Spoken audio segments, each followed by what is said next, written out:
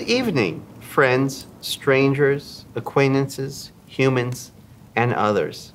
Welcome to the Bushwick Book Club Seattle's very special Christmas, celebrating Charles Dickens' A Christmas Carol.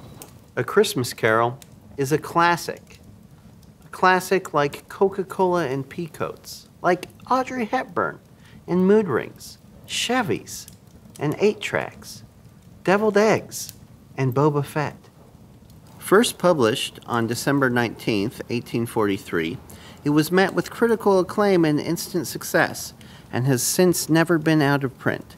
It is also considered by critics to be an indictment of industrial capitalism. Dickens was ahead of the curve on that one.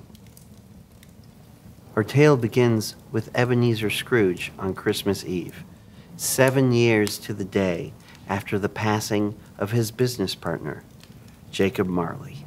Scrooge is a bitter, nasty old miser.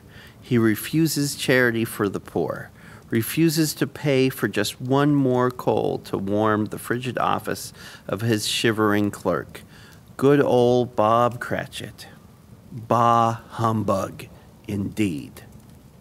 Darkness was cheap, and Scrooge liked it. But that evening, as Scrooge retired to his gloomy and drafty chamber room, he was visited by the ghost of his former partner, Jacob Marley, bound in chains and with a grave message. He says, "Listen, man, I'm in this shitty purgatory because I was an asshole in life. I didn't care about anything but greed and money. I'm here to tell you, Ebes, you'll be joining me unless you change your ways. Damn, these chains are heavy. 3 ghosts are gonna come visit you. Don't worry, they're totally good guys. I can vouch for them. But they have a very sober message for you. Take heed." And he jumps out the window. Most of us are familiar with this story and where it goes from here.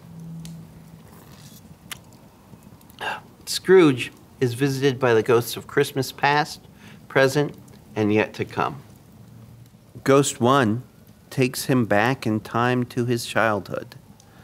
Holidays filled with humiliation and loneliness.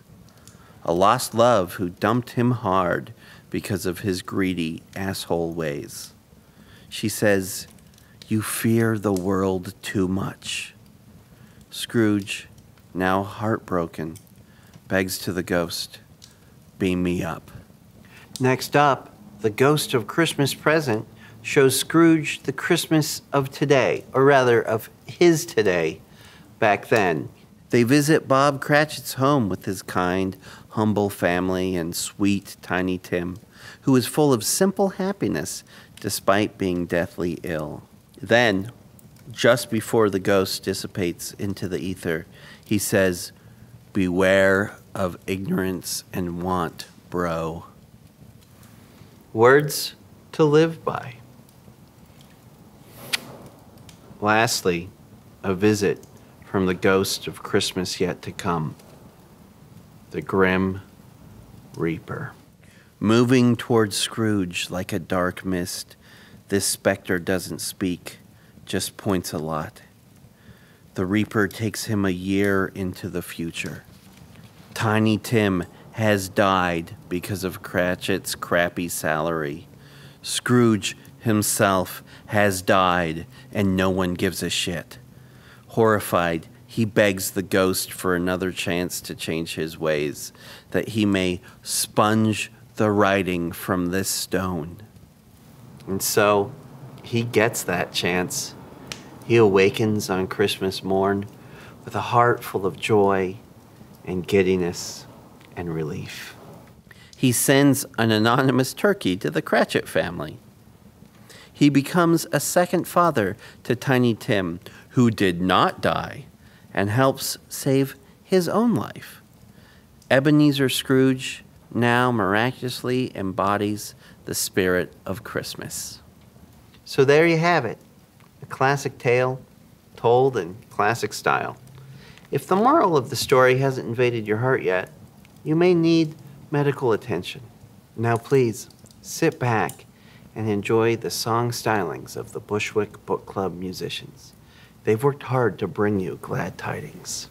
And in the adorable words of everyone's favorite tiny human, Tiny Tim, I say unto you, God bless us, everyone.